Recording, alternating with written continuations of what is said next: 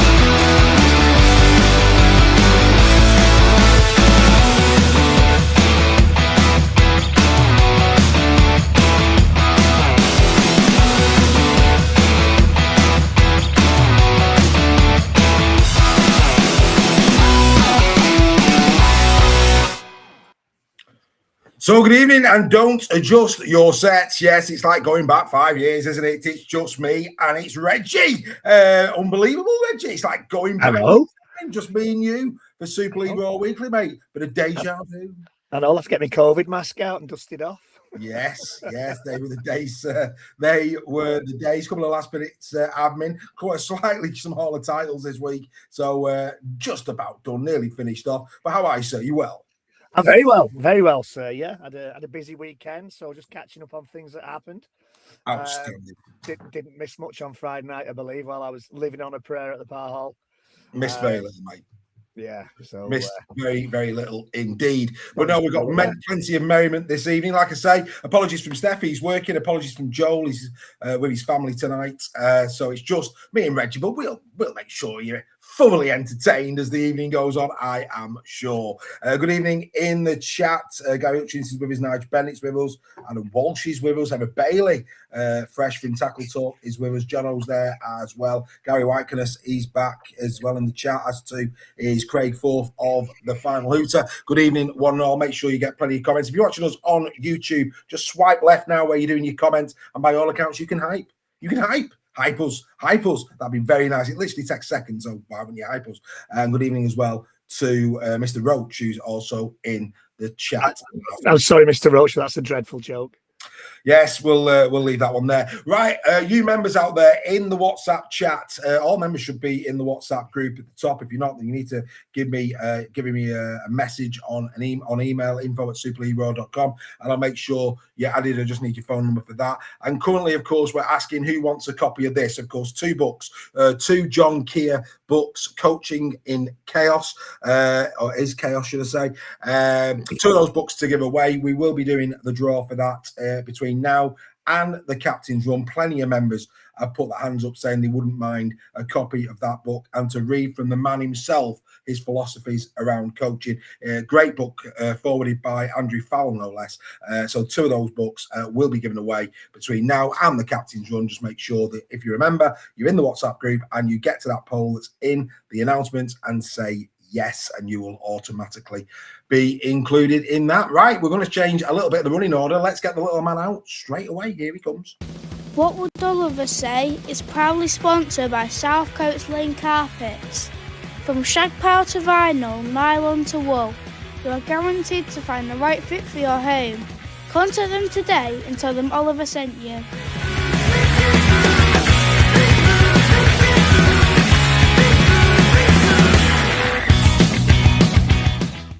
This is What Would Oliver Say at Super League Raw. This weekend in Rugby League was absolutely crazy. We saw some games like Warrington and Hull, which wasn't the best to watch really, but then we also got some brilliant matches, especially Rovers and Wakey. That game had everything and just showed how exciting Super League can really be. But the thing that stood out to me the most this weekend was Chris Satai being sent to the sin bin against Wigan. Personally, I thought the referee handled that really well. You simply can't be giving away penalties just because you want to ask for the captain's challenge. The rules are there for a reason, and players need to start respecting them more. To be honest though, I thought it was a bit of a disgrace on Satai. He just needs to give his head a wobble really, doesn't he? Referees do get criticised a lot, but on this occasion, I think they got the decision spot on. I do think though, that overall, it was a weekend full of drama and unexpected rugby league. What do you think, Super League Raw?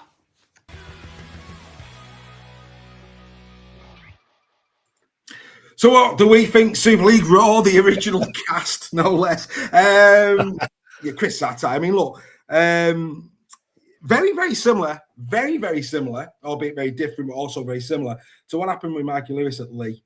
Chris Satai was like, I mean, Mikey Lewis was lying on to get to the halftime hooter. Chris Satai was lying on to basically force a stoppage in play because he felt that actually there was a captain's challenge elsewhere, and rightly so, completely cheating, and right, he got sent off for that one. Yeah, I couldn't believe when I saw that.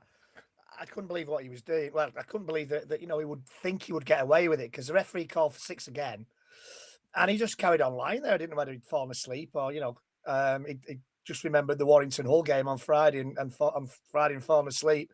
But yeah, I mean the referee was quite right in that case to send him to the bin. Yeah. Absolutely. Yeah, absolutely.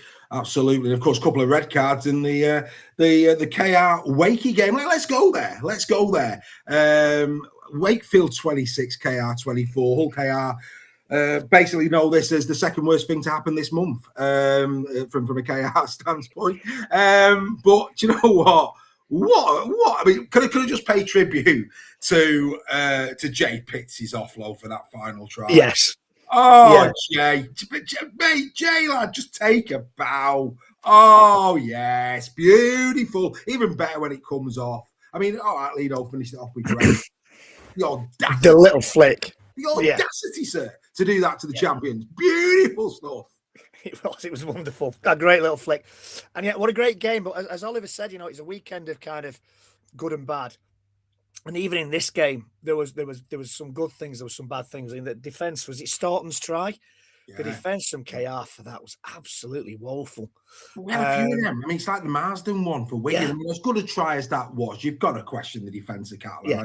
It was poor. Yeah. I mean, try of the week without a shadow of a doubt because of the excitement, the handling. But the Catalan defence was all over the shop for that one. I've had more resistance putting my hand under me cold water tap, mate. I mean, just it was rubbish. I did wonder where you were going with that. It was though. I mean, you got Forfey like going that try. Oh, come on, yeah. Oh, it was a good try. It was a good try. You can only beat what's in front of you, but the defending from Catalan. Yeah. I mean, he still did well to finish it at the end, though. They suddenly remembered they had to tackle as he got closer to the line. But yeah, Can I go back to the Staunton one though? Because, like I say, of the two, I thought that showed a little bit of grit from Matty. To be fair, I quite enjoyed that one. Oh yeah, you did. But you do expect better defence from a team that won 4 trophies last season. That's no disrespect to OKR. Don't start throwing pelters at me just yet. We're only 5 minutes in. But yeah, I just think that the defence needed to do a lot better there to try and stop him getting to the line. Yeah, I agree with that, and and we've been getting a couple of pelters in social medias this week in terms of KR haven't won a quadruple. It has to be in a calendar year. Yes, officially, but come on, they had four trophies in their cabinet. Yeah. So let's not split hairs. They won 4 in a row. So let's not fall out over these little things, folks. Let's just smile and get on with each other. What Steph has been talking about Wakefield, they needed a scalp, and it would look like the performance-enhancing Yorkshire puddings have gone down well in Wakefield. They did very well. They did, and they did well. A lot of teams could have put that. Behave yourself, David. A lot of teams could have folded when KR came back the way they do, because KR Wakey dominated much of that first half from what I remember of the game. KR came back really well into it, and Tyrone May for me didn't deserve to be on the losing side. I mean, some of that pass to Lewis for Lewis's try was sensational. The delay on it, but yeah, Wakey fought back and at the end, just about deserved the win, I think. And good on them. And did they go to third with that win? Yeah, I mean, look, at the end of the day, yeah. I mean, from a Wakey perspective, if it had gone either way, I think Wakey over the 80 minutes, I think, probably did deserve to win it. But that said, KR with the disappointment of the cup the week before, I thought that they rallied really well. The Tyrone May try. I mean, Tyrone had another belting game. I mean, he's in phenomenal form. But of course, there will be forensics in place in terms of what went wrong there, because you don't expect, having got themselves into that winning position, for KR to fold. No, maybe tiredness from Wembley. It was a hot day at Wembley, but you could say the same as for Wigan, and they didn't look like they'd broken the stride, Wigan, against Catalan on Saturday. So there's all sorts of reasons why sometimes it just goes flat like that in the last few minutes of a game. Look at Warrington against Catalan; they suddenly went flat with 15 minutes to go, and the game was gone. Yeah. Fitness, injuries, both sides were down to 12. So there's that extra cover you've got to find. There's any number of reasons. And they came up against a Wakey that was on the night was determined to win that game. 100%. Really good game of rugby league. Thoroughly enjoyed it. You mentioned Catalan. I mean, look, Catalan Dragons, take Super League to Paris to show the French capital the very best that rugby league had to offer. Unfortunately, Wigan agreed with him. They certainly did. And went down there and absolutely murdered him. Yeah. I mean, despite I thought Lewis Dodd had quite a decent game for Catalan. But, the two young kids in the middle there, Marsden and Farrimond, this game's got a great future with players like that doing that in the middle. Kieran's in a rich vein of form for Wigan. Yeah. So it was a great performance again by Wigan, and I was a bit disingenuous in some of the chats on Saturday night. I think it might have been fueled by a bit of Guinness, or maybe a lot of Guinness. But saying the crowd wasn't brilliant, but when you watch it back again, it is a decent crowd, and there was a lot of Wigan fans in there. It's just that the cameras were maybe on the wrong side and showed where the least of the fans were, which is a disappointment. Yeah, 12,500 was the official, which that's not a bad crowd by any standard in Super League. That's a very, very healthy crowd. Good evening to the week after Wembley as well, Dave. The week after you've fought out to go to Wembley, it's probably cheaper to go to Paris, to be honest. Probably. Nige Bennett in the chat. Cheap round tonight, boys. Well done, Nige. Nige always goes to the bar. He's a good guy. Nige. Great follower of the show. Get yourselves a super chat. Get yourself a shout out and help us to grow the channel, give more things away, etc., such as prize and things. We've got more of those to give away later on in the show. But yeah, happy days, good times indeed. Look, we've got to go. I mean, Warrington, like I said, in comms, I've said it many times, but we don't want to talk about Warrington. What a dire game of rugby league that was. Somebody again in social said equally as poor as a few years back when it was, I think, a couple of Stephen Ratchford goals of 4-0. Absolutely. But this is a different Warrington side. You expected better. But I want to pay tribute to Logan Moy. I thought Logan Moy against Warrington. In fact, it's like young Marsden for Wigan. Again, some of these younger lads really now starting to hit the stride. And I think Logan Moore is the best player on the pitch at the age, Joe. Well, I wouldn't argue with you, Dave. I think, as you imagine, it would be difficult to pick anybody else who came near him, for as far as I'm concerned. I mean, that little kick through from Byrne was a bit special for the Smith try. And Smith kind of took the plaudits for getting his 2 tries. But yeah, Logan Moy was the standout player on the night. And, I've never, ever have I been happier to go and see a Bon Jovi tribute act than I was on Friday night. Well, absolutely, you didn't miss much there, mate. And look, the thing is as well, you talk about defence, and Huddersfield have really got defensive frailty and problems. I mean, you've got a spare thought for those Huddersfield Giants fans that were heading home from Dewsbury, looking out the car window and pretty much considering every decision they've made in rugby league since they were born. I mean, it was poor. I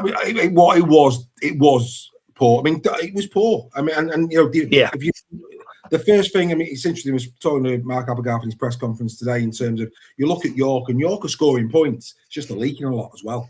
And they've got to shore that defence up. They're scoring enough points to win games, but they just need to shore up the defensive element of it. Whereas, we're talking here about Huddersfield, and like I say, they're just leaking far too many. They shouldn't be leaking 36 points at home, albeit at Dewsbury, to Toulouse. Just shouldn't be happening. It's a lack of confidence throughout the team, I think, is it? I mean, it was a case of those first 2 tries, it was okay, no Berg, oh dear, Huddersfield. It was like they just walked through, and Jazim, however you say it, is it is the second row for Toulouse is in a rich vein of form at this moment in time, and we need to give Toulouse some credit as well, as woeful as Huddersfield appeared to have been that afternoon. Toulouse really were quite good. They've got Ashel Bott at the back, who's been a revelation this season, as we've talked about most weeks. But their pack is a decent pack, and they can score tries. Yeah, I just think, I know that Joel said it to me, he's wondering where their next win's coming from, and on that performance, I have to agree with him.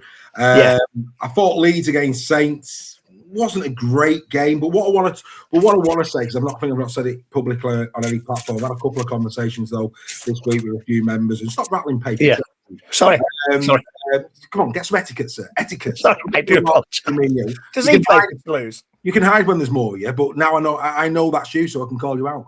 But what I want to talk about in terms of Leeds St. Helens is Jake Connor. I mean, him and Felt were proper getting into each other from probably minute one. And what I saw on Thursday with Jake Connor was something that we've seldom saw, which was he managed to keep it on the right side. He managed to keep his focus on the game. And ultimately, we can say how well the likes of Newman had a great game. I thought Newman was really good, actually, equally composed as well. But I thought, in games gone by, and we've seen this, I think, when he played for Huddersfield at Saints, where he lost concentration, got drawn into it. Saints almost tried to follow the same rule, but where he was concerned. But on this occasion, Jake stayed focused on the game, and I thought he was exemplary. That second half, exemplary. Yeah. And I'm not saying he's Nathan Cleary, but when Nathan Cleary in Origin does what he does in the last 15 minutes, he gets flowers. Nowhere near Nathan Cleary is Jake Connor, but in the same type of way, in that particular game and at Super League standard, Jake did the same. He did important plays at important times that got his team the win. And he deserves credit for that. It's a great improvement in maturity from the man. You took the words out of my mouth there, Dave. It must have been while you were kissing me. Anyway, moving on. Anyway. That's a different story. Just about to say I love you as well, but carry on, move on. Carry on, sir. Carry on. Don't embarrass me live on air, sir. He's matured at Leeds, and I get pilloried for saying it, but he's got a coach who understands him. He's matured a few seasons ago. That's why he hasn't kind of settled at any one club. As good a player as he is, his temperament can be questioned. He can lose his temper. He can lose the plot. He can drift away from games if he's being wound up, and we know he can be a wind-up merchant as well.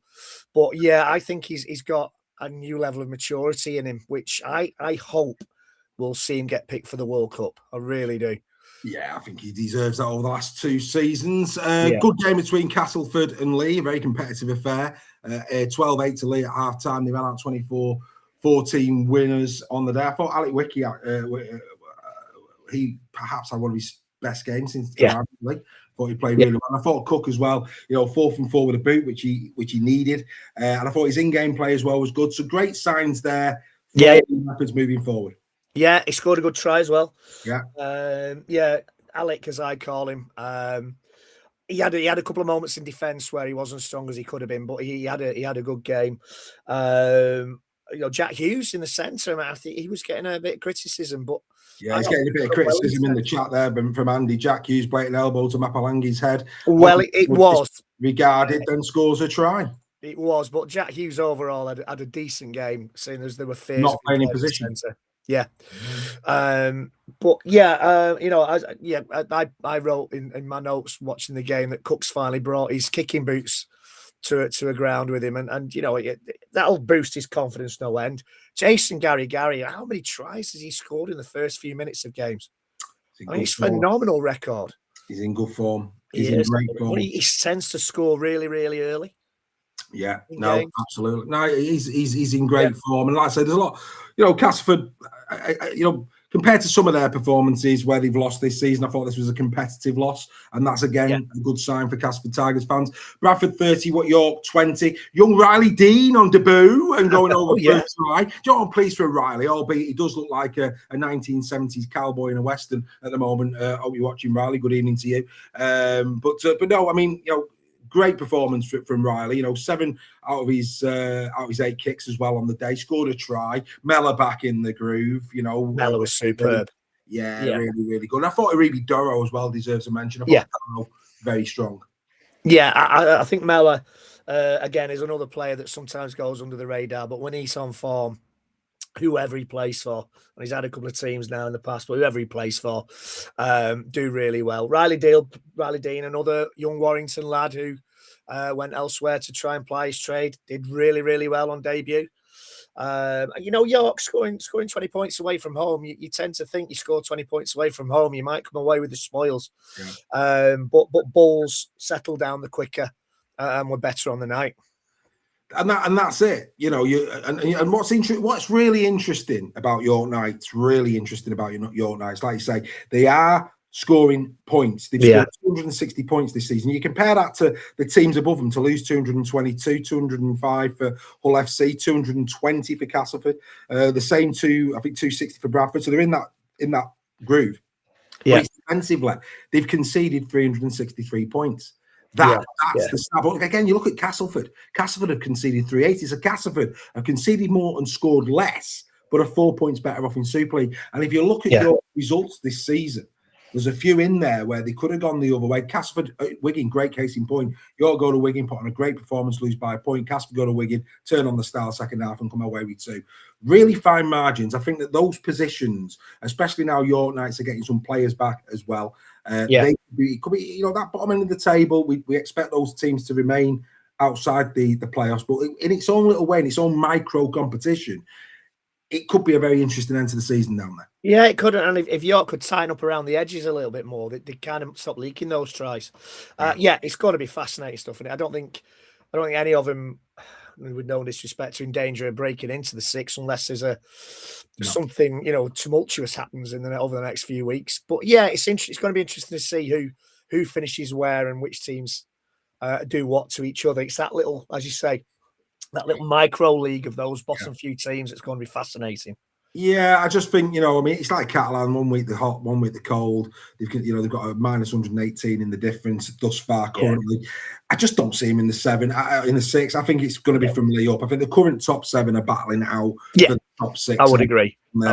It's going to come. Right, okay. Let's get into, whilst we're talking about round number 13, let's get into the team of the week. Here it comes. The Super League Raw Team of the Week is proudly sponsored by the Pentagon Motor Group. Visit their website today to find the make and model that you desire at the right price. It's the Super League Raw Team of the Week for round number 13. Here we go again. At fullback is Josh Rourke. Every kick that came his way got swanning up quicker than Pac-Man at an all-you-can-eat buffet whilst he's trying to assist. We're beautiful. At 2 is Jason Gary, who has gone faster than the milkman when the wife says, "My husband's going to be home in a minute." Oh yes, it was a mature display on the wing by Jason. At 3 is Adam Kieran, who was smoother than a second-hand car salesman on commission. Every side step came with a guarantee, and the defenders still bought it. At 4 is Josh Smith of the Warrington Wolves. Josh somehow found gaps in defence akin to a locksmith carrying a master key. The opposition thought they'd close one door, and somehow Josh had already gone through the other. At 5 is your nice David Nofaluma. Tap the touchdown like a man seeing a buffet at your granddad's 60th. And yes, he got not 1 but 2 but 3 plates worth of tries to satisfy his hunger. At standoff is Alan Cook of Lee Leopards, who was pulling the right strings all afternoon, which is fortunate because somebody had to keep the attack from becoming untied. He served up so many opportunities that teammates were beginning to ask whether gratuities were included. At 7 is Mason Lino. Lino was conducting operations with all the authority of a station master at rush hour. Every pass arrived on time, every kick knew exactly where it was going, and there were no delays reported. And as for his winning tries, all aboard, first class please. At 8 is Jopper Joe offering Gower, who hit the defensive line like an unpaid electricity bill. The opposition knew it was coming, dreaded its arrival, and suffered the consequences shortly afterwards. At 9 is Ash Goulding. In defeat for the Tigers was, oh yes, he was out of that defensive line quicker than a rumour leaving the village post office. By the time attackers looked up, they had been truly brought up to speed with a shoulder into the midriff. At 10 is Mike McMeekin, who put in a shift that would have impressed the Victorian mill owner. He worked so hard, the match ball is reportedly considering writing him a thank you letter. At 11 is Junior Insemba, who ran so hard at defenders that several are now entitled to compensation. Every collision looked like it should have required witnesses and a signed statement afterwards. At 12 is Machu Jasome. He was involved in everything except the half-time raffle. If there was a tackle to be made, a carry to be taken, a try to be scored, or a nuisance to be caused, Machu had already submitted an application. And finally at 13 is Joe Miller, who was like that one bloke at a wedding who somehow appears in every photo despite not knowing the bride and groom. Every time something happened, there he was, somehow involved once again. Ladies and gentlemen, this is your team of the week for round number 13.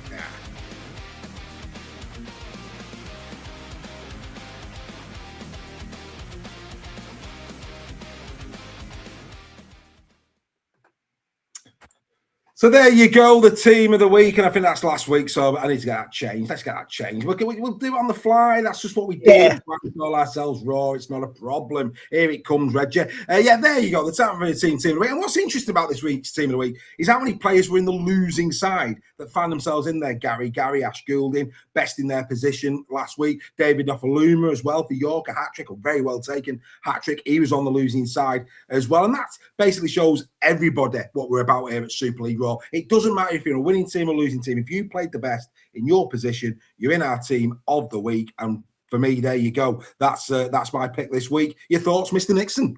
Yeah, a decent team. It's most of the players we've mentioned in talking about the games. Yeah.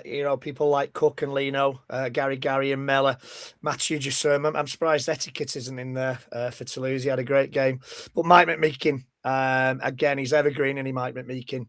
And Joffa's just getting better and better as far as I'm concerned. Now he's back from his little injury crises that he's had. Josh Smith, we mentioned him. Josh Rourke, though, what a try. What a great try. Yeah, Josh great Rourke, team move. Yeah, very good. Very good. Oh, that was a lovely try, yeah. Oh, beautiful. I mean, Fire Tilly. I mean, like I say, I was going to say, I'm surprised Fire Tilly's not in there because he was class, but McMeekin.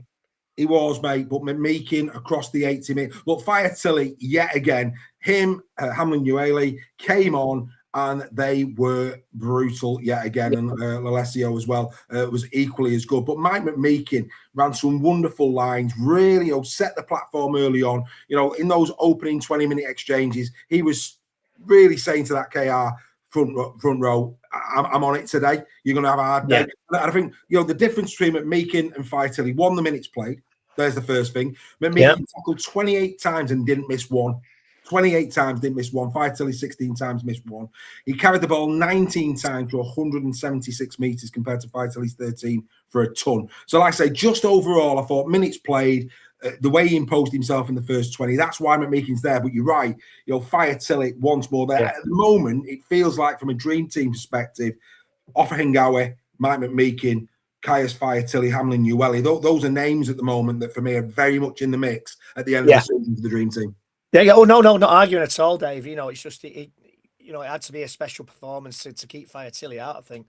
And of course, Nsemba in there, who's taken a lot of criticism this week, the judiciary's taken a lot of criticism for maybe not picking up his part in that tackle at Wembley, but he bounced back and he was superb against Catalan. He was from minute one, it seemed he was involved in almost everything.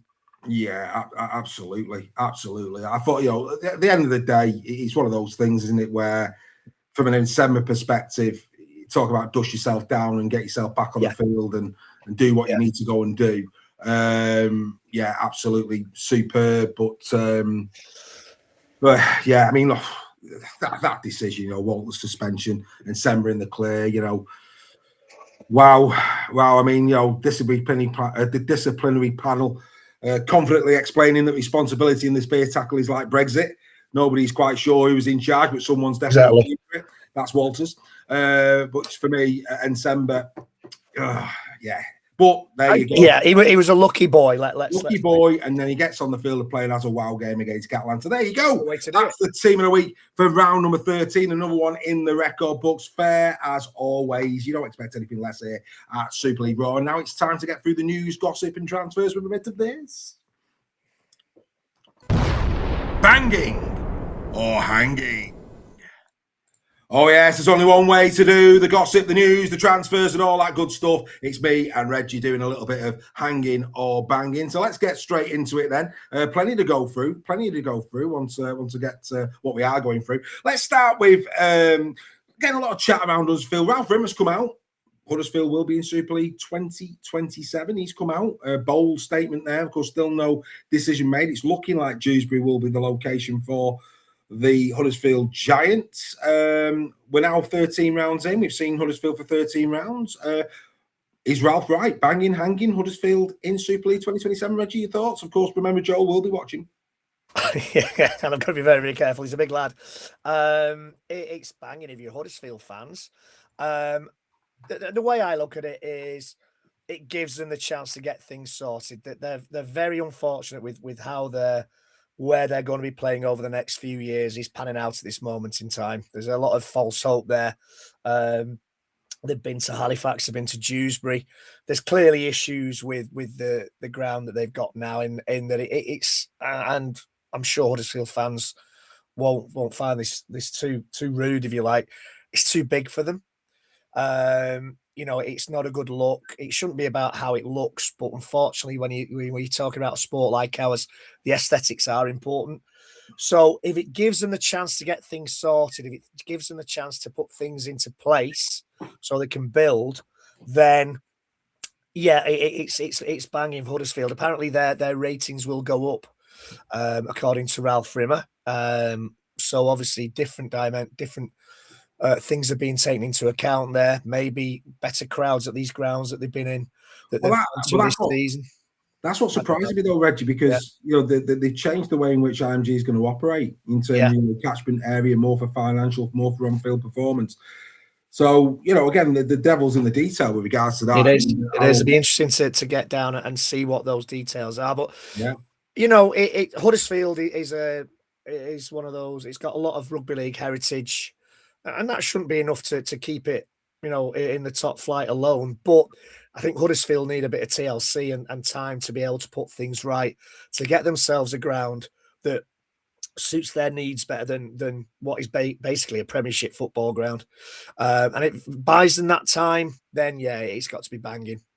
Well, we shall but see, but it was worth a mention. It was worth a mention. Yeah. And again in the chat, we've got Traitor Toulouse fan tonight watching us for the first time. He's probably enjoying it and chatting with the community, giving a bit of feedback as well, no less, which I'm sure will be taken on board. Right, okay. Let's get over to Bradford. Let's get over to the Bulls. Sam Essay. I mean, clearly not fancied at all by Mr. Pete, it would appear, at Wigan. Not getting much time on the field of play. Yeah.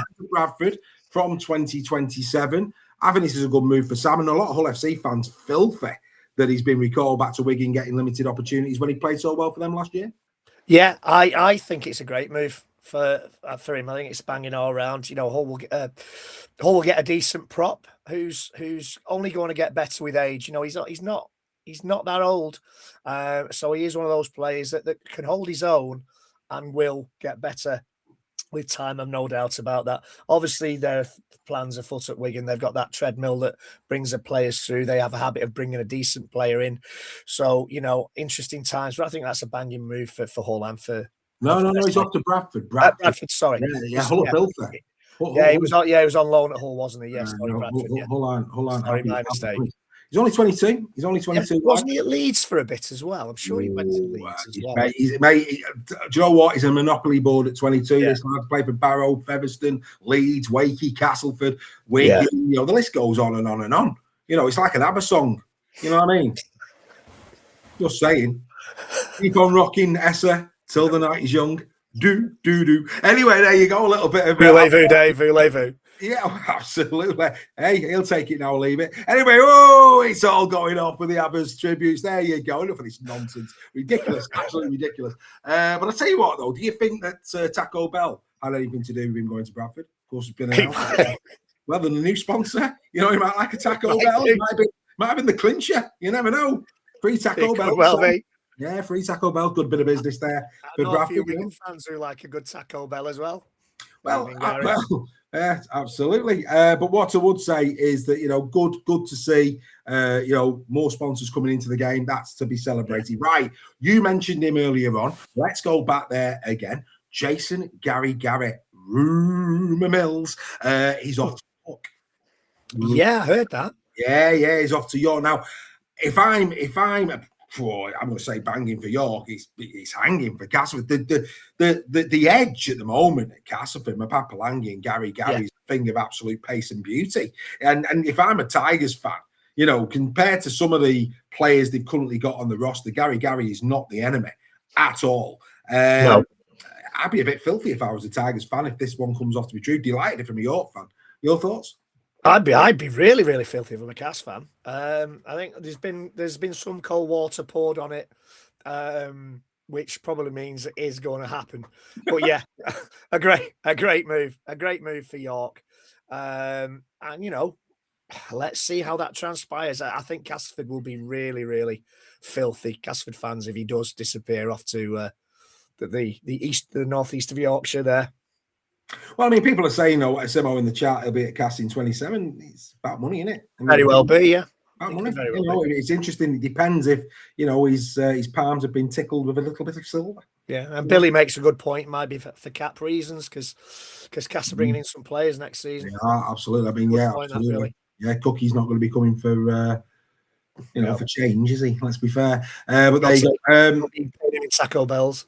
Indeed, yeah, absolutely. Well, look, Cody Hunter, had the privilege of talking to Cody earlier on for York, and he's on the verge of signing a new contract at York. And it's fair to say that, you know, Toulouse, I think it was round 9, he was in our team of the week. He was outstanding against Toulouse, incredible performance. And he's managing, you know, at the start of the season, Ngannou was the player that was at 6 and got given the 6 number. And, you know, the last few weeks, it's been Cody who's been in there. And Ngannou was on the bench last week. You know, fair play to Cody Hunter. Of course, came across from Australia, played for Redcliffe over That's there, right, in reserves. But yeah, banging and hanging, Cody Hunter extending it York. Well, it can only be banging, can't it? Because he's a player that seems to be growing week on week. He's one of these players that's come from, was it Queensland and on New South Wales Cup? It was Queensland Cup. Yeah, that's right. Yeah, Redcliffe, yeah. You know, they've got some great players in the Queensland Cup, and some of them just need to make that move and come across here and show what they can do. And you know, I think it's a great move for all round. He's certainly showing what he can do. He can only get better. He's only a young kid, so yeah. I think it's a good move. Fantastic, wonderful stuff. Right, the Caesar Gate, of course. Caesar Gate, rumour mill again that he's been offered out of Hull FC under Steve McNamara in 2027. I think this points back to the John Cartwright affair. We know he had a great relationship with John Cartwright, and I think that he wasn't backward in coming forward with his disapproval and displeasure over the way in which John was exited by the club. And I do think the time is ticking on Caesar's time at FC. And if that is the case, it's probably banging for FC, because if Caesar doesn't want to be there, it's not a bad thing.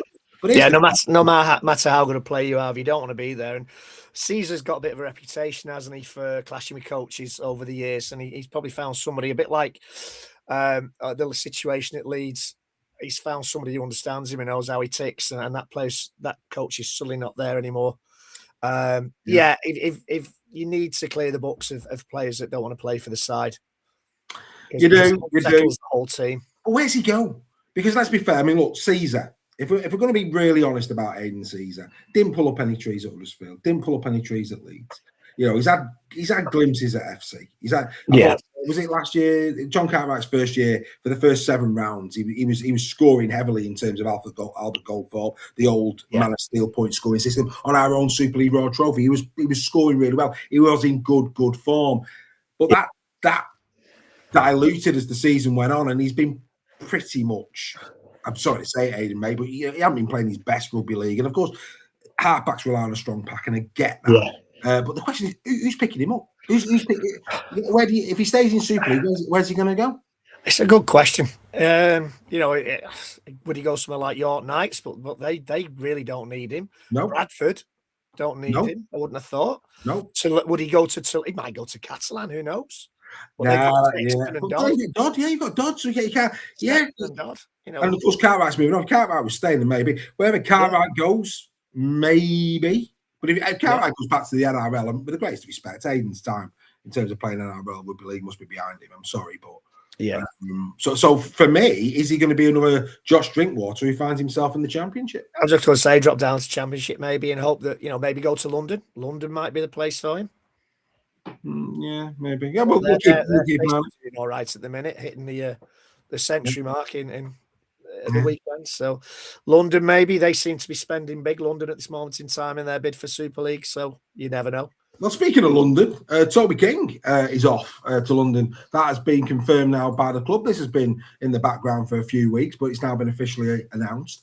Toby off. I'm led to believe marquee player for London Broncos, and that is a big reason why probably Warrington. Well, a couple of reasons why Warrington are allowing him to depart. Of course, Aaron Lindop is due back. Zach Gardner's probably going to play for the first time this year against Saints at the weekend. We know that Josh Smith has come over and has really impressed a lot around Super League as well. So there's a real, and of course, Hopawati can play there. And that's before they bring anybody in for 2027. So I think this is probably salary cap that, whatever he's been offered, the club's gone, do you know what, Toby, we're not matching that. The very best wishes to you, sir. Like John Asiata went to FC. We wish him all the best. Thanks for your service, and good luck down in London. Banging this for London in terms of getting a bit of experience in the team, do you think? It depends which Toby King they get. If they get Toby King when he's on form, it's banging. When they get Toby King when he's off his game, which, we've seen both sides of Toby King, no disrespect to him, when he's on form. A few years ago, he was probably one of, if not the best centre for a while in Super League a few years ago. He goes to Wigan and he wins a grand final with Wigan. Poor ordinary players don't do that at Wigan. So if they get the Toby King, that can be a game change. He's been a good player. I just wish he'd learnt to pass to the winger when he'd opened up the space instead of going himself. We could have scored. Warrington could have scored a lot more tries over the years down that edge if he'd have brought his winger in to play a bit more. But it's obviously banging for him. He's on a bit more money towards the end of his career. He's 29 now. It opens up the space for Lindop, for Gardner. I think that can only be a good thing all round. What everybody's wondering is, which was your preferred side? Well, you did say that we've seen both sides of Toby. I'm just wondering which side was your preferred side, sir? It's before the watershed, sir, so I can't say. Well, I'll say he's left. Well, he has left. He's going to London. Happy days. Scan the QR code. Yes, I should think somebody has. This is great fun, and imagine what it's like when we all get together. More on that in a minute in terms of the Super League Raw community coming together. Good to see the lads as well, the Hooper group going down to Dewsbury with the Giants fans, following on from the ladies tackle talkers, meeting up outside, getting together, going to watch a neutral game together, enjoying each other's company. That's what Super League Raw is all about. And speaking about FC, Max Wood, and player that you really like, you love Max Wood's work rate, and you've got high hopes for him. He is going to be at FC for a month, which again I think is a good thing. I think it's a good thing for Max. Max Wood falls into that category, like Tom Whitehead, who's been released from KR to go on loan. Tom Whitehead, Max Wood, these are too good for reserve grade rugby league. It's right and appropriate they either play Championship rugby league, which is a higher level from reserve, or they get an opportunity to go and play at another Super League team as well, just to keep their progression moving in the same, in the right direction. I think this is banging for Max to get him some game time. I think it's banging for Hull FC. It's banging for Warrington if Max can, improve his game considerably, and then of course come back to Warrington and offer real a real challenge to the likes of Luke Thomas. Luke Thomas appears to have got ahead of him. I thought, Luke Thomas has got a yellow card at the weekend, but Luke Thomas appears to be ahead of him at this moment in time. But for me, banging all around, your thoughts on your mate? I mean, because let's be fair, the man who looks a little bit like somebody out of the Beano comic, you like him, don't you? I do. I like Max Wood. He reminds me of a player called Roland Phillips, who was at Warrington in the late Big Roland. Remember Big Roland? Yeah. What a name that is. Go on, Roland Phillips. Take a bow, I mean, Roland Phillips was one of those players who would run through a brick wall, but also had really good ball handling skills, could score a try. And for some reason, was never given the run in the first team that he deserved. And I hope Warrington don't make this mistake with Max Wood. When he comes on, he gives 100%. He's always good for a try. I think it's a bit of a strange decision when you realise that Yates is out for the season and Philbin will be out for a little bit now. It seems, Harrison isn't quite there yet. I think, rather than maybe push Holroyd in straight away, it might have been good to give Wood a couple of games and see how he goes. But let's hope it works out all round. Let's hope he gets the first team minutes under his belt. He comes back an even better player, and he's given his chance towards the back end of the season, because he will do a job for you, Max Wood. I'm convinced of it. Yeah, it'd be interesting to see how he goes at the weekend, has to be said. Good news for KR fans. Really good news this for KR fans. Flynn Holden, Warrington, of course, have got a bag of riches that play fullback. Lachlan Webster appears to have been overtaken Flynn at Warrington. Flynn had a lot of injury problems in 2025, and that's put him down the pecking order. But I'll tell you, KR fans, you have got a genuine quality number one on the way to you. Flynn Holden signs, I think he's still the end of 29, I want to say. Yeah. 28, I think it was, sorry. 29 was the Leeds lad. 28, we'll come to the Leeds lad in a minute. 28 for Flynn. Great player, wonderful step, great pace.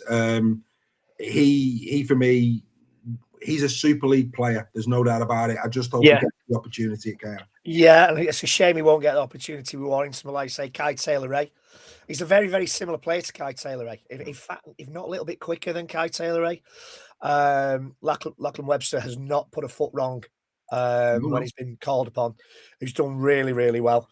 It's a real shame to see him go. Like players like Riley Dean who've come back into Super League with Bradford. Let's hope he does really, really well and establishes himself, because he's one of those kids. If he does well and stays injury free, he's a future international player. Yeah, absolutely. Couldn't agree with you more. Lord Rudge is causing mayhem in the chat, saying Huddersfield and Bradford should merge. Wow. Simply wow.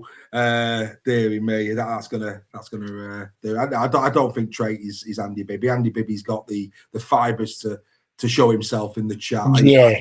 Andy Bibby will be Andy Bibby. Andy Bibby's Andy Bibby. Whether we like it or not. Absolutely. He doesn't do fancy dress, Andy. Doesn't need to. Right. Okay. Let's go to, speaking of Warrington as well, they're going up against Saints at the weekend, and Daniel Saluka Fafita will make his debut for Saints. A bit more beef in the pack. I think, obviously, we'll give this the full Captain's Run treatment on Thursday. Again, for Trait in the chat, we do Captain's Run every Thursday, 6 o'clock. You can listen to it on Apple or Spotify, or you can watch it on YouTube, and it's a full build up to the round, stats, analytics. If you like your analytics, you'll love this. Head to head, key head to head. We try and make some sense of who may or may not win. It's a bit of fun at the end of the day, but it builds up nicely to the Sky production at 7:30 p.m. But yeah, I'm looking forward to seeing Saluka Fafita. I think that, there's no doubt about it. I think Warrington now, a team who need probably still might be one shy. I know that Leah one shy as well in the pack.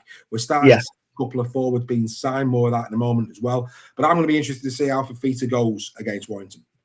Yeah, one of the reasons I tipped them to do so well at start of the season was the size of the pack, and they've taken some injuries this season. And Clemmer and Big Alex Worms, they've been left to do a lot of the hard yards on their own because of those injuries. So big reinforcements. Whether he will probably come off the bench, I would have thought maybe. I don't think he probably won't start.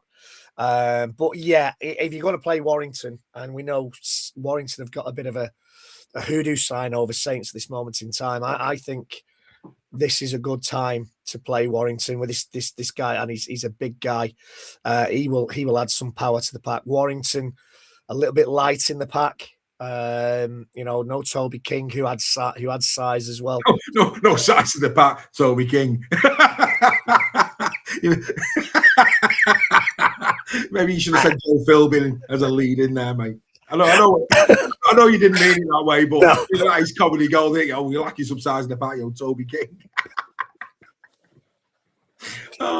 Anyway, swiftly on. This is why we don't do it on our own anymore. No, I know. This is what it used to be like. When it just absolute mayhem. Anyway, that's by the by. Brad Arthur, let's go to Leeds. Please. The Leeds Rhinos. Brad Arthur signs a 2-year extension at the end of 2028. My take on it, banging for Leeds, a bit of just continuity, a bit of consistency in terms of the coaching piece. That said, the amount of work now Brad Arthur's got to do, to bolster the squad for 2027. It's that great Graham Taylor quote, when they were behind in the FA Cup. It's almost like, Bleezers too. I said, oh, hang on a minute, son, you're going nowhere. You got us into this mess. You get us out of it. It does have a little bit of a feel of that. And then fair play to Brad Arthur. Like I say, they're going to have to sign well. I know they've got some really good youngsters, but when you see the quality of the player that is moving on at the end of this season at Leeds, you cannot expect the youngsters to fill those gaps alone. Recruitment at the Rhinos this winter is going to be critical. Yeah, and I think it's a good move all around because Brad Arthur's done really well. We can't argue that Brad Arthur's done a really good job at Leeds. He's settling them down. They're playing really well. They're at the top of Super League at this moment in time. It's clear the players want to play for him. Those players going, I think the fact that Brad Arthur's steadied that ship, as I said, I think that will attract players to go there. He's obviously got his scouts out in Australia and south of the equator to see what players they can bring in to replace players like McDonald that are going. I think it's a great move, and I think it's a big plus in the recruitment that it's Brad Arthur there and not a new coach who, will have to kind of stamp his own mark on that team again. Yeah, absolutely. Before we carry on going through the news reports, obviously the Super League Raw family, we all went to Club Wembley together, and of course we're all going to Magic Weekend together. And this is the beauty about becoming a member here at Super League Raw. You get some great deals, and we're off to Village Street at Magic, padded seats on halfway. The full weekend, our members getting this for 55 quid. Absolutely outstanding value. Best seats in the house, private concourse, private bar. Only 800 people in Village Street. We're going to be a part of that. We're taking nearly 60 people with us this year. Unfortunately, if you join now, you're too late, but we have got the grand final experience. That's right, the grand final experience 2027 is coming. A full day's program, which will include, dinner. It will include bus travel to and from Old Trafford, a live band and entertainment in the evening on the return. Some great value there. More on that is coming in the coming months. But like I say, the Magic Weekend, we have got a competition on. If you want to come to Magic Weekend with Super League Raw, then enter that competition now. Go to our website, superleagueraw.com, go to the shop, or do that QR code. And from as little as £5, you could win 2 tickets to come to Magic Weekend with Super League Raw this coming July. That's going to be a day not to be missed. And speaking of the grand final experience, which is why I mentioned that at this point, is that Kevin Sinfield has announced that he's going to do it all again. 7 in 7. And he will, of course, be delivering the match ball to Old Trafford on the day of the grand final. And here's the great news. So, of course, the grand final experience is at Warrington. It's at our sponsor, the Bluebell. We know that. But Kevin Sinfield will be travelling through Warrington on the morning of the grand final. So that's just made the Super League Raw grand final experience a slightly bit better. We will be able to tip our hat to the great Kevin Sinfield as he leaves Warrington for Old Trafford. Oh, what a great day that's going to be. And, what a man. We will be there. We'll be there to clap him by, Greg. What a day that's going to be. And well done to Kev. This is his last one, he said. No more. And nobody will have any issues with that. What an absolute champion he's been for the MND community. Yeah. You can't put into words, can you? the respect you got for that guy. I remember when he did it at the World Cup final at Old Trafford. He turned up before that. I don't think there was a dry eye in the house. Hairs on the back of him, really emotional. Yeah, goosebumps, tears in the eyes. Really emotional. That was only bettered by the year that Rob passed and his kids walked out before the grand final. I don't mind saying, as a grown man, I was a wreck. That just got me. Yeah, I wasn't far behind you, Dave, to be honest, on that one. No, I think you're in the row behind, weren't you? Yeah, that's right. Yeah, exactly behind you. I was mopping your tears up. Absolutely, mate. Whilst fighting with the Wigan fan. But anyway, that's by the by. Maybe why he wanted to fight me, I wasn't crying.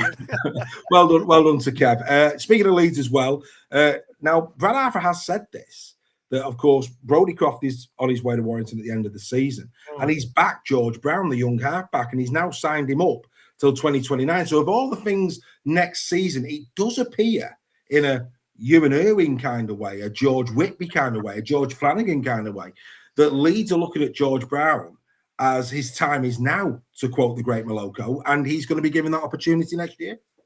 Yeah, well, why not? I mean, we watched the Academy grand final last season when Warrington won at Leeds, and there were a couple of players in that side who we said would be on the verge. Number 12, I can't remember his name, the goal kicker, but he looked. Zach Lloyd. Yeah, that's it. Yeah, he looks a player. So they've obviously got players who are coming through.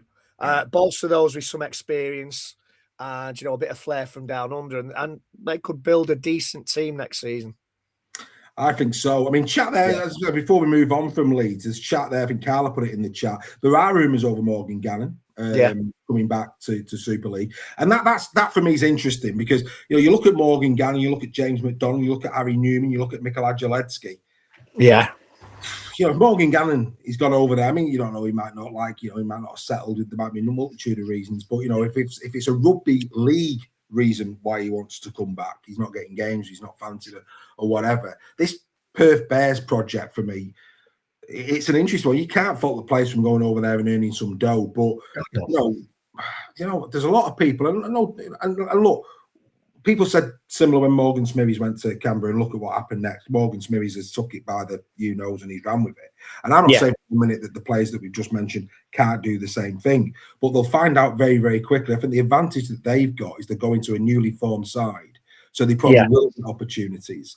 But it is an interesting one, isn't it, where Gallon's concerned?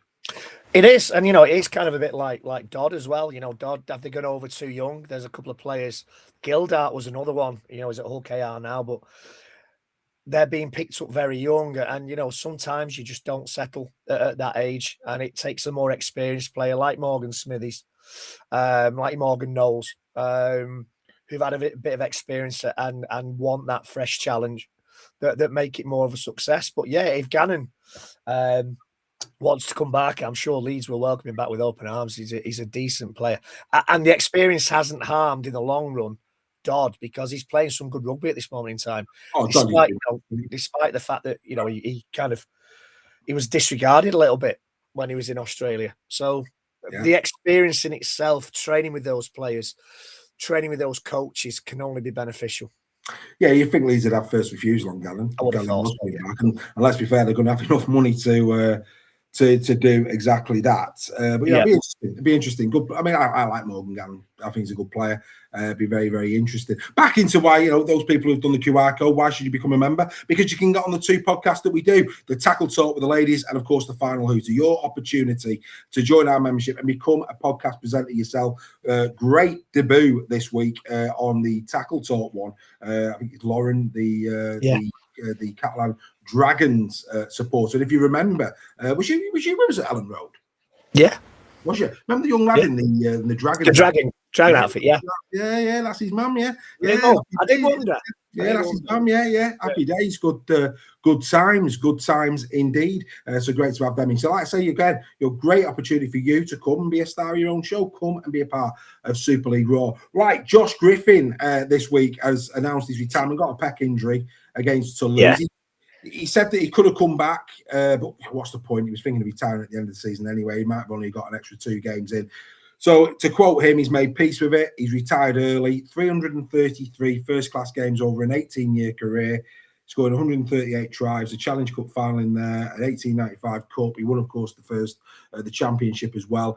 And when you consider who Josh has played for, walks out of rugby league having won half the games he started in. Not bad. Yeah, it's all right, that, isn't it? Yeah, he's been a good servant to the game, as the cliche goes. He's been a solid player. Again, sometimes what he didn't get all the headlines, but without a player like Josh Griffin, you'd size a poorer team for it. He was willing to do the hard work, the dirty work, and did pop up for important tries as well. So I liked him.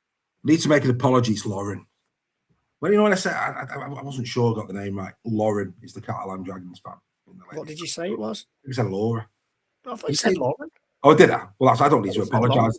I apologise now for doubting myself, Lauren. Okay. But anyway. You did say Lauren. I'm sure you did. Fabulous. But yeah, Josh, of course, let's be fair, mate. He scored a few tries against the Wire over the years as well, didn't he? Oh, he was renowned for it, yeah. Remember the FC game? Yeah. Was it Magic? It was Magic, wasn't it? It was Magic. Scored hat trick. It wasn't at Wembley. It was. It was Magic. Yeah. Magic, yeah. I don't know. Anyway. Yeah, it was. Yeah, he liked playing against Warrington. Yeah, well done, Josh. Phenomenal career. Let's put it this way: you'd want him in your side. But well done to Josh. A great career. Thank you, as we say to all retirees, for your service to the great game of rugby league and allowing us mere mortals to enjoy. And wouldn't it be great? Do you know the Australian Grand Final, when they have all the players who are retiring or leaving to come over here? Wouldn't it be great to have that our Grand Final, to have a parade of retiring players? Spot on, mate. Spot on. We've campaigned for that for I don't know how many years. It's only fitting that these Warriors get that level of, down the yellow brick road towards exactly. Right, Henry Goulart from St George Illawarra will be also adding to the size and power of Wakefield's already colossal middle unit. Just another quality signing from Darryl Powell. This one, 120 NRL appearances and counting. They're not going anywhere, Wakey, are they? No. For me, they're the new kids on the block. They're the new emerge, and I'm going to say it. They're reminding me of KR in terms of how they're going about the business, how they're improving year on year. Up the trin and all that. They're going to be getting giddy down there because not only are they playing a decent style of rugby league, a great scalp at the weekend against KR, but they're continuing to make great strides off it. And let's be fair, the Ellis family got a few quid this week, which I think the Trinity guys will be hoping a bit of that money will find its way into the club. Exactly. And this guy's only 28. Yeah. So it's not like he's coming over here to top his pension pot up. Wakefield, like you say, a bit like Hull KR, slow and steady growth, slow and steady build. Just getting players in where they need them, and where they feel they need improving.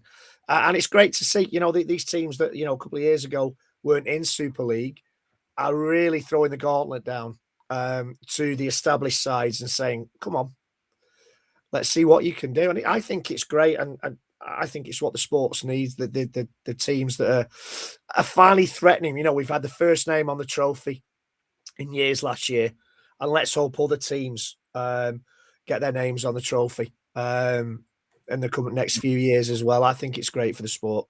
Yeah, Craig there, says could 2027 be Wakey's year? I tell you now, Challenge Cup's the one, and we've had all of that controversy over the fixtures and all that, which I consider is an absolute nonsense. The Challenge Cup, the likes of Wakefield, Trinity, absolutely. We'll be looking at that and thinking, do you know what? If we can put a run of fixtures together, we're at Wembley.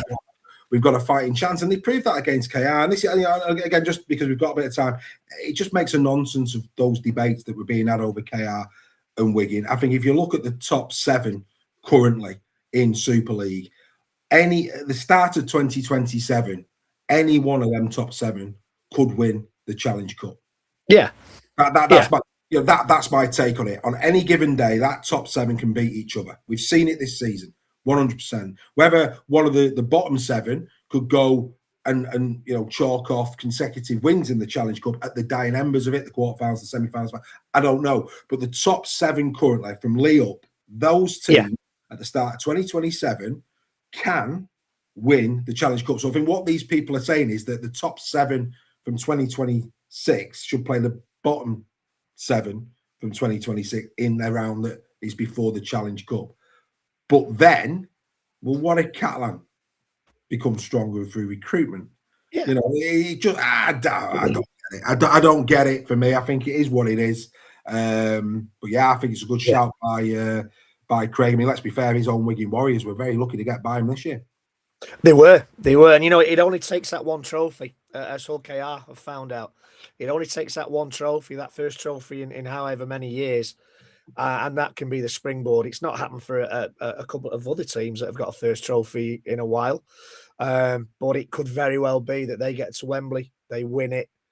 That could be the confidence. You know, it boosts your purse as well. So you've got a lot more money coming in after that. So yeah, who knows? Who knows? It'd be interesting to see where they develop from here.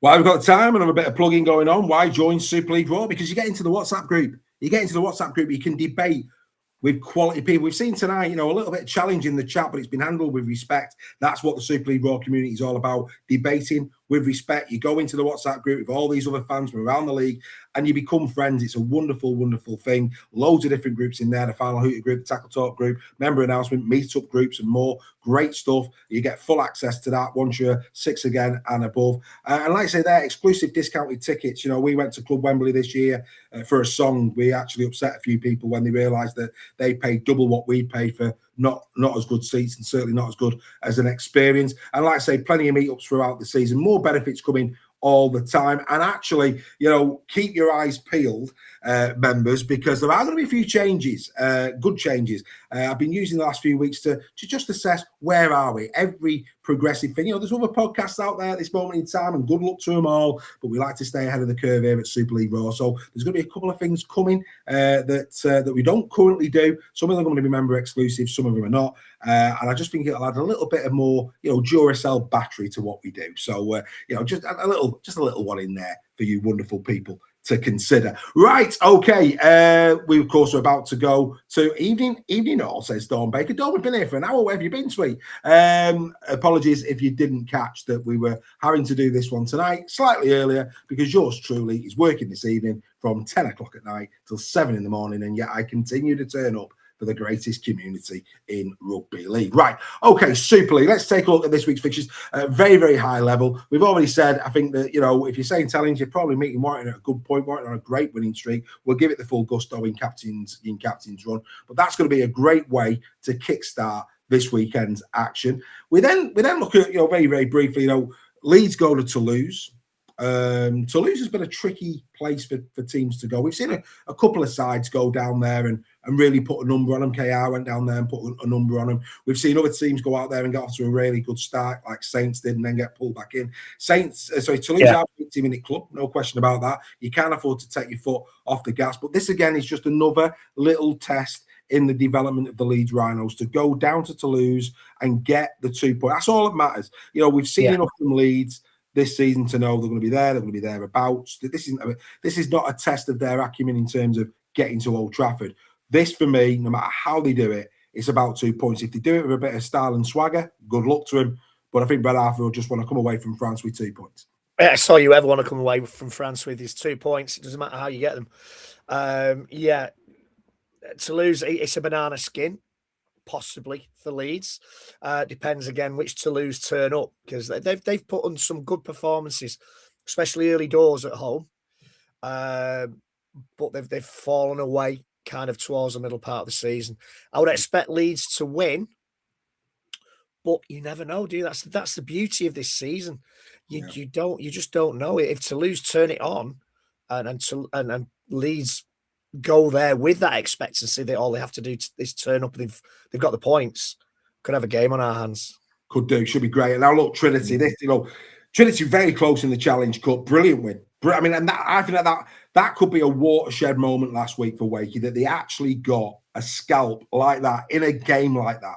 You know, where they had to, you know, they were superb. Then they got pulled back. Then that wonderful try at the end to capture the result against KR. And you know, KR fans, we're giving you flowers. You know, to get a result like that against KR, brilliant, absolutely brilliant. That could just give them that confidence. They weren't a million miles away from Wigan in the Challenge Cup. And if Wakefield, you know, could go back to back against the the grand finalists last year and get 4 from 4 points from those 2 games. All of a sudden, Greg, sudden, I'm going to put a statement out. I'm just going to put a little statement out here. I want to see what you think, right?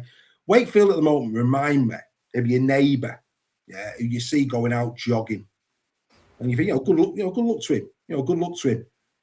And then all of a sudden, you start seeing him losing the pounds and becoming a real contender in terms of 10Ks and this, that, the other. And you think, oof, fair play to you even more, son. You've got my absolute due respect. And that's where I see Wakey at the moment. They've got that team where people think, they've got some at Wakey, but you haven't really seen it really come to fruition at the very, very highest level. And all of a sudden, it's like, ooh, hang on. They could be more fun. Yeah, and I've been speaking to a couple of Wigan fans this week who are quite nervous about this game. Yeah. Despite how well Wigan have played over the last few weeks, the kind of the mismatch against Hull KR aside, we kind of discount that because of what it was. This could be a really, really interesting game.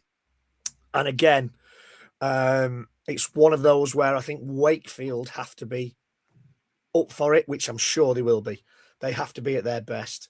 Wigan can't just turn up and think the 2 points are theirs. But I think this is going to be a good scrap. And you could see Wakefield doing it because they have a habit of doing it. Box office game. Box office game, mate. What a game that is. Live on Sky Sports, 8 o'clock. Like I say, we'll be doing the full build-up to these games on Captain's Run this Thursday night for you from 6 p.m. UK time, because, of course, we're international. But no, good luck. I'm just going to sit back and love that game. That's got a lot of potential. It really has. Gary Whitekin already in the chat getting his excuses in early. It's a wonderful thing. Wigan Warriors with soggy bottoms. It's great. He's just saying that, 2 big games in 2 weeks. Yeah, absolutely. Well, this is your 3rd. You're playing Wakey. Good old Wakey. Flight sport, mate. Top flight sport, stop whining. Stop whinging. Get on with it, man. Hull KR taking on York Knights. I mean, for me, I think, we expected a reaction against Wakey. It didn't look right for me, KR. They looked a bit clunky. They looked a bit sorry for themselves for me against Wakey, taking nothing away from Wakey. Now they're back at Craven Park. They're going to want to put a real shot on York, and 2 tough fixtures for York. They've got Hull KR this week, and then they've got Wigan next. I think this is the one where KR start to get back on the horse, as the title said. Well, they're not going to let York beat them again, are they? I would have thought. I thought Hull KR were almost like on the game at the weekend. They were almost like looking at Wakefield, looking at Wakey and thinking, "How dare you? How dare you play like this against us? What's going on?" It was kind of, they almost had an arrogance that went against them, I thought, when Wakey started coming back at them. But I can only see Hull KR beating York at the weekend, I must admit. Yeah, well, seeing as though you mentioned it, all I would say is this: if ever I wanted a waiter to present me with my finest Michelin star meal, it would be Jay Pitts. He served their beautiful ball. Oh, go on, Jay boy. Oh, it's outstanding. Absolute quality rugby league football. It was beautiful. Oh, mate, honestly, I'm not being funny. If it was honey, I'd roll in it. Beautiful. Absolute sweet as a nut. Anyway, moving swiftly on. Hull FC taking on the Giants. Both teams who need a win. Great to see Herman SASA back. He didn't look anywhere near. I'll say that now. He looked nowhere near the but you know what? I tell you, he played really well for FC. Really well. Jeremiah Matautia played really well. He put minutes in. He put graft in. He made the try as well, didn't he? Really, honestly, really solid. He was good in D. He was putting his hand up for, again, not getting a game at Leeds. He's, for me, on that, he's a player. He's a big lad as well. Yeah, he's a massive unit, mate. Massive. Yeah, this is. But then they're playing the Giants, who at the moment, I'm sorry to say it again, they just can't defend, can they? No, I think Hull will win this, and I think Hull. Sorry, Giants fans, I think Hull will win this quite easily. I think they'll be filthy that they had chances to win that game against Warrington. Absolutely filthy. Yeah, no, not good. Dragons take on the Tigers. That'll be interesting. I think, I think Ryan Carr, for me, he's getting a lot of our respect. I think the team is playing a better brand of rugby league. Greg's having a sneezing fit on the phone there. Hay fever. Exactly, and what I would say is, thank you for putting yourself on mute. Wonderful etiquette, sir, unlike the rustling of paper earlier in the show. But yeah, the Dragons for me, at home, you never know what Dragons you're going to get. You could argue you never know what Castleford Tigers you're going to get, and for that, it's going to be a fascinating game. It is, if the Castleford of those first however many minutes at the weekend turn up, it'll be a great game. If they let Jason Dodd, Jason Dodd, if they let Lewis Dodd and Sexton find the feet early doors, it could be a long evening for Castleford.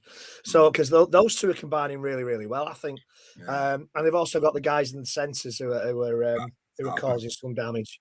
Who I'm not even going to attempt to pronounce the names. If Castleford have to control the Catalan backs, I think, to have any joy out of this game. I think for the first, I mean again, I might be doing a bit of hot air here, but I think for me, what I see in Catalan at the moment is a back line that it is in the groove and it has got some real potency about it. But for some reason this season, the middle unit doesn't seem to be as critical as it once was in terms of its go forward and what it's doing. And I might be being a bit harsh there, but for me, in the backs, they seem to have a lot to offer with the likes of Staines, etc. And we talked about Sexton, Dodd, etc. It's going to be interesting that, and it really is. It's unusual for Catalan not to have size in the middle. Well, they've got them. It's just they're not performing, are they? Yeah, they're not clicking. No, interesting. And then Bradford take on Lee. A bit of embrace on the show. A bit of embrace from 1 o'clock. You like a bit of gravity, a bit of ashes. Yes, quality entertainment at Odsall there before the main event itself. Bradford taking on Lee. Like I say, Bradford last week, a decent win. I mean, a higher standard of opposition in terms of Lee Leopards. And I'm sorry to say that to York fans, but it's the reality. Yeah. It is a step up in quality. There's no question about that. Lee Leopards coming to town. And of course, a lot of the Leafers and, of course, John Beasley and co. And I think we have got a Tackle Talk Bradford fan now as well. I'm sure there'll be quite a few arranging in the chat to meet up and have a beer and enjoy, good hospitality and rivalry at the time. That's what this is all about, is inserting fans together. I see Lee now starting to click. I see them slowly but surely. It's been happening for a few weeks. I think Lee go down there again this weekend and get a win. And of course, it's great for Lee in the fact that, Wakey or Wigan are going to drop points this week. That's going to happen. And Warrington and Saint, those are going to drop points this week. So if Lee can get their job done, it will be another step in the right direction in terms of, just dragging back those teams that have had an early dart on them. Yeah, it's a perfect weekend for those teams that win those clashes. And it's a perfect weekend for Lee if they can get the win at Bradford. And again, it's a case of not going in there. You got to go in there and do the hard work against Bradford and grind out that win. I think Bradford will be up for this game, but I can't see anything else than a Lee win for this one. Unfortunately, I think it'll be closer than people think. Yeah. As you said that there, I won't take anything less. It's got to be perfect, man. Got to be perfect. Get your gondola out, mate. We'll paddle that. You can wear the wig. But anyway, that's bad about it for certain people of a certain vintage. The singer, mate. The singer, I know. I'm just going for a cornetto. Yeah, people. Oh, have you seen that new cornetto that's out completely and utterly on a separate one? Ooh, that's a bit juicy. That'll cool you down after some hot rugby league action this weekend, no doubt about it. So there you go, a little bit of a whistle stop tour around number 14, the round number 14. We hope you've enjoyed that. A slightly shorter show. We do say that it's a bit more fluid this year. It's Super League Raw Weekly, of course, no Steph, no Joel, so it's flowed a bit quicker with me and Reggie, and it does allow me a little bit of time to get ready to work. But here is something new. I did say we're going to get something new. So before Mr. Nixon bows out for the evening, and I have to say, Reggie, this has been a right lovely trip down memory lane. It's been, enjoyed it. I've been going in a portal. I had hair when we started. That's the only way. Yeah, I had hair. and it's all changed. But I hope people have enjoyed it tonight. It's been a bit different. It's just been me and you. No candles. I miss the guys, but I've enjoyed tonight. It's been a bit different. We roll with the punches. We roll with the punches is what we do. So we will be back at the usual time of 8 p.m. next week. But before we go, we are about to introduce a new segment. Ooh, I hear you say. Yes, a new segment to Super League Raw Weekly to just see us out for this week. So on behalf of me and on behalf of Greg, thanks for joining us. We hope you enjoy your rugby league. Don't forget, tomorrow night, Championship Rugby League with Craig Lingard at 7 p.m. and the captains run at 6 p.m. on Thursday. But don't go anywhere, because this is how we're ending the show tonight. We hope you enjoy it. We'll see you next week. See you guys.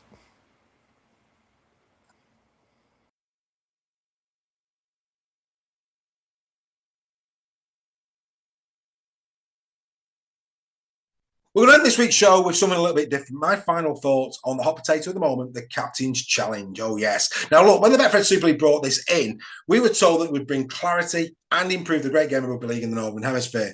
What we've been watching is equivalent to a blindfolded man with a clipboard operating air traffic control. Yes, it's been technically new. It's been mildly amusing, but not obviously better or safe. We were promised technology will make our sport fairer and more efficient, but instead we've created a system where our rugby league gladiators stop mid-adrenaline while the referee stands alongside them for up to 4 minutes, watching the TV, feeling about as much use as a toaster without any bread. And is this why maybe injuries are on the increase?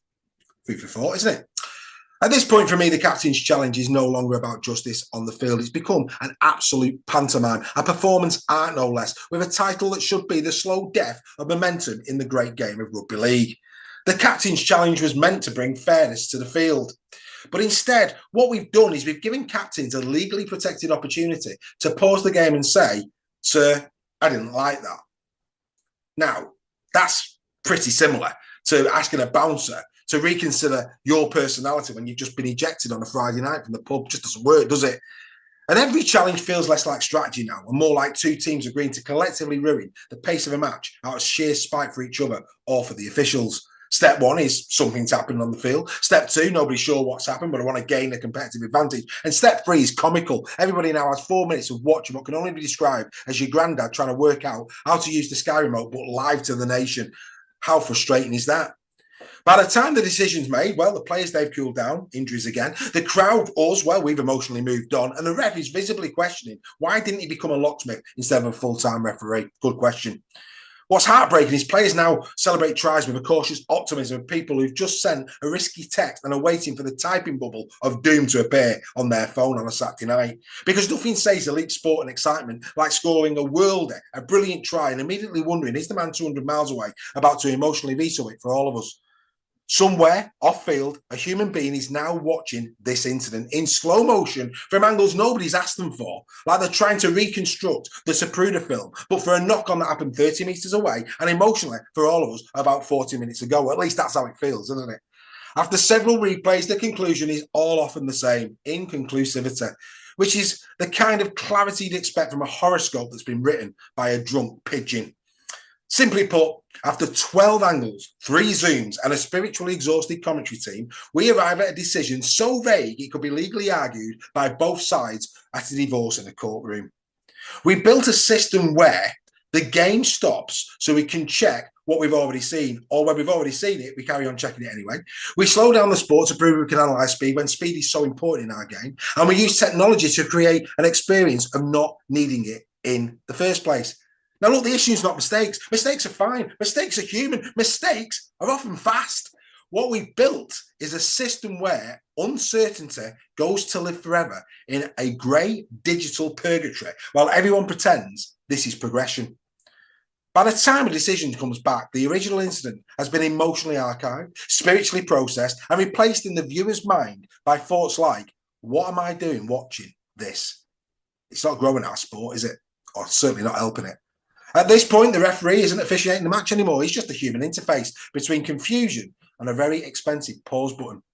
We have 2 options, folks. Keep the Captain's Challenge and accept that every match will last until the sun dies, whilst renaming it the Emotional Momentum Destruction Device. Or admit that if it takes longer than 90 seconds to decide, we simply flip a coin and blame clear and obvious error on fate, alcohol, even the stars. Because right now, the only thing that is being challenged is the audience's patience. And after all, whether a decision has been made on the field by the referee or by the video referee, we as fans will always question it anyway. So to that end, what's the point? We hope you enjoyed this week's Super League Raw Weekly. We'll be back next week for more. Bye for now.